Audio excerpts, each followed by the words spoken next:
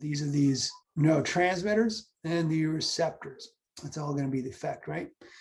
So just for the overview, we can compare it with the somatic one, where we're going to see, a single neurotransmitter on a single receptor, which we've already gone over, right? Acetylcholine on a acetylcholine receptor causing excitation, right? But these ones, there'll be different types of neurons based on what type of neurotransmitter they were releasing, both in the pre and post synaptic membrane, and different types of receptors on the target and how the differences are, plus the special case of our adrenal glands, right? Adrenaline sort of output. All right, so going back to the muscle unit, remember that neuromuscular junction, right? That motor neuron, that somatic motor neuron in the anterior or ventral motor horn of the spinal cord, controlled by the cerebral cortex for voluntary movement, sent it out, had those motor units, all that stuff, right? Sent out the axon branched out, innervated a certain number of muscle fibers. But for each muscle fiber, right, it had that singular neuromuscular junction on each muscle fiber, right? And on that neuromuscular junction, right, there was this tight sort of little synapse right here, very little space. Acetylcholine was released onto that little space, right? So it was pretty tight control over how that neurotransmitter was released, and in a very particular spot, right? These are your somatic motor neurons. For your visceral motor neurons, right, your pre-ganglionic one is going to be fairly specific with the post-ganglionic axon. But for the target organ, that post-ganglionic autonomic neuron, instead of going to one particular spot, it's going to branch off, and instead of a terminal bouton, terminal axon right there, there's going to be a whole bunch of these little lumps right here, a bunch of these swellings all along the length of the end of the axon right here. And those are going to be filled with a particular neurotransmitter, right? These are called varicosities. And they spread out over the tissue, smooth or cardiac muscle tissue, and then they release their neurotransmitters, right? So here are those little lumps over here along the length of the axon, spilling out whatever particular neurotransmitter on the particular tissue, right? Smooth or cardiac muscle tissue. So that's the difference between, how these neurotransmitters, at least a little less specific, right?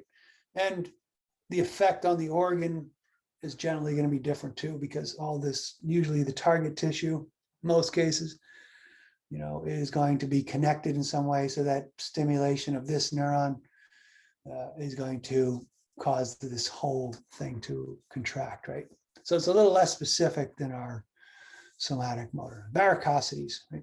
Varicosities, neurotransmitter over wide area. These autonomic neurons have a specific neurotransmitter they're releasing, and this is how we classify a neuron. This is how we classify a particular neuron, right?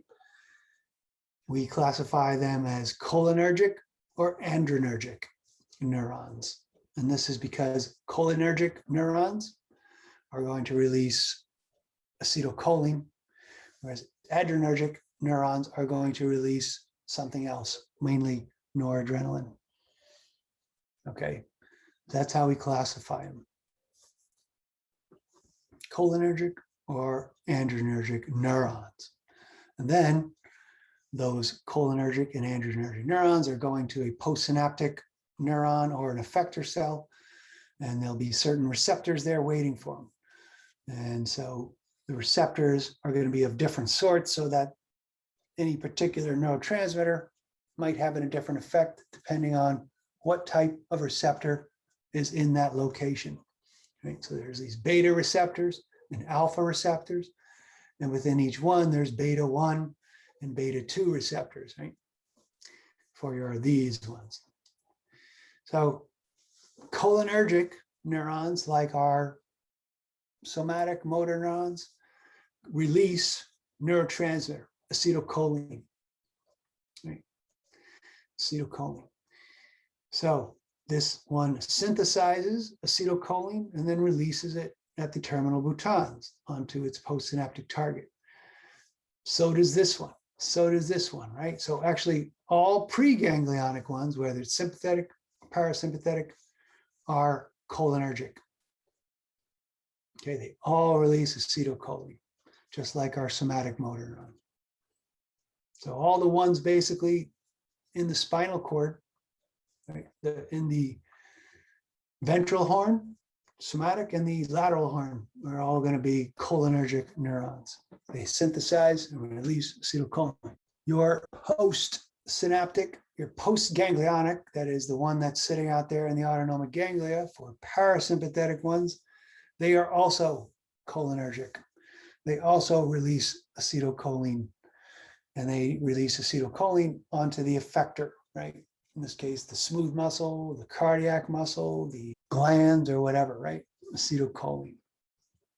So cholinergic neurons, all preganglionic ones, sympathetic and parasympathetic, and then postganglionic, parasympathetic. Okay. And while we're here, notice that this one, nicotinic, both your postganglionic ones have nicotinic receptors, just like our skeletal muscle ones, which means they're going to do one thing, but then there's this other type of acetylcholine receptor that's going to do another thing, right? These are going to be called, those are nicotinic. These are going to be called muscarinic. Nicotinic ones, and they're so called because nicotine, you know, this good stuff in cigarettes, is an agonist for that, and it kind of binds it and activates it. That's why they're called nicotinic. And nicotine only does these particular receptors. It doesn't do the other ones. It doesn't bind to the other ones. And we already learned all about this, right? Acetylcholine is released. In this case, this is the neuromuscular junction, and binds to the receptor. When it does, an ion channel is opened up, and positive, basically, cations move in or out, right? It's easiest to think of it as just those sodium ions moving in, causing a depolarization event, because that's what happens, right? Just like everything you learned about that. That's how nicotinic receptors work. Simple, everything you learned about it. And then it's cleared, remember? You got to clear it from the cleft, otherwise it keeps on activating it, and you keep on getting action potentials you don't want. So there's an enzyme in there, acetylcholinesterase, that breaks down the enzyme so it no longer binds to the receptor. So those are the nicotinic acetylcholine receptors, which always result in a depolarization event upon binding of acetylcholine. So that would be the effect of the nicotinic receptor, right? Acetylcholine binds, ion channel opens up. Acetylcholine binds with specific ones. Nicotinic, this is what we described before. And muscarinic are going to be the ones that are going to be the receptors on the effector cells, basically, right? All the effectors innervated by parasympathetic postganglionic axons are going to have muscarinic receptors in the synapse there, right? Or to receive that signal. So instead of being activated, sometimes we talked a little bit about this, right? Back when we talked about ion channels, different sorts of channels. Here, the acetylcholine binds to one receptor, and there's this whole complicated pathway with G proteins, cyclic AMP, blah, blah, blah. What it does is open up another channel. And in this case, it's going to open up a potassium channel. What does potassium do? Potassium leaves the cell because potassium was higher in the intracellular than in extracellular, so it leaves it. All right, positive ions leave, that causes an inhibition. Right, so acetylcholine, same acetylcholine, different receptors, opposite effects. And I'm just showing this example, but in truth, some types of muscarinic receptors will cause depolarization, some will call hyperzonization. And it's all because this pathway is very complicated, right? All sorts of things can happen. But I wanted to contrast this right here. All right, so it's not always inhibited, but I'm showing you how acetylcholine can have two different effects on from the same neuron based on which the expression of which receptor the target cell is expressing. All right, so these are cholinergic receptors. So someday in the health field, or maybe even you may know someone with asthma or something like that. And part of what these asthma medicines are doing are bronchodilators. That is, when you breathe them in, right, your bronchi, which was clogged up, it was constricted in some sense, right? This bronchodilator is opening up, allowing airway flow in through there, right? So one of the ways these bronchodilators work is it's an antagonist to this muscarinic receptor, right? So normally acetylcholine is released, and that's causing a constriction of the airways. But if you block this somehow by a muscarinic receptor antagonist, right, then the airway becomes relaxed, right? So that's one way this medicine, this drug is working right there. Right? It's going to antagonist. Remember, it's antagonizing the normal function. It's doing the opposite, antagonist. All right. Decreasing parasympathetic output because you're kind of blocking its mediator, right? Acetylcholine. And in this case, it's causing this bronchodilation. Or we can do the opposite if we want to be poisoned, right? Again, acetylcholine signaling, normal thing, acetylcholine receptor, signal transmission, whatever's happening right there, right? Hyperpolarization. And then the acetylcholinesterase, the enzyme, breaks it down, and then it stops the signaling process. Again, what if you don't break that down? Then there's more acetylcholine in the synaptic cleft, and this is going to keep happening, whatever effect this particular receptor is going to have, right? Depolarization or hyperpolarization. So there are certain chemicals right over here, like for instance, organophosphate pesticides, right? This is a big kind of environmental kind of issue, that these pesticides are actually inhibiting acetylcholinesterase. So that means that there's more activity in all these neurons that are using acetylcholine, which isn't good, right? So somebody who has been subject to a lot of these pesticides, or this is how nerve gas actually, back in World War I or whatever, they had these nerve gases that, people would start tearing up over here. They'd start like salivating, right? They could hardly breathe, right? Their lungs started filling up with water. Their hearts slowed down, right? Their pupils became very small, right? They were peeing and pooping on themselves, right? This is all due to this inhibition of the breakdown of acetylcholine. That means an overactive parasympathetic pathway, right? If you look at what your parasympathetic is doing, and you increase all this, right? So you've increased the movement through your digestive tract. That's diarrhea, right? Kidney stuff is obvious, right? Kidney output, a lot of peeing, right? All these ones, you're slowing down your heart. You're slowing down your, constricting your breathing, right? That's going to have to make you try to breathe harder. You're going to be wheezing because air is not getting in. Or increased bile secretion, increased movement here might make you vomit and stuff, right? Tearing up. So this is like a tear gas effect. And it's all due to overactive. Our friendly parasympathetic one that was cool, rest and digest, is all of a sudden making you do all this, right? This is just an example to kind of show you, the importance and how these drugs, medicines, poisons, and stuff might work. Breaking down, having too much acetylcholine in the synaptic cleft. This is just a picture of the organophosphate poisoning, right? I didn't put this in there, but you can get the opposite. One of the ways to cure this is with this drug, so-called drug or poison, that's going to counteract that. But if you had, atropine poisoning, belladonna, right, you're going to decrease your acetylcholine.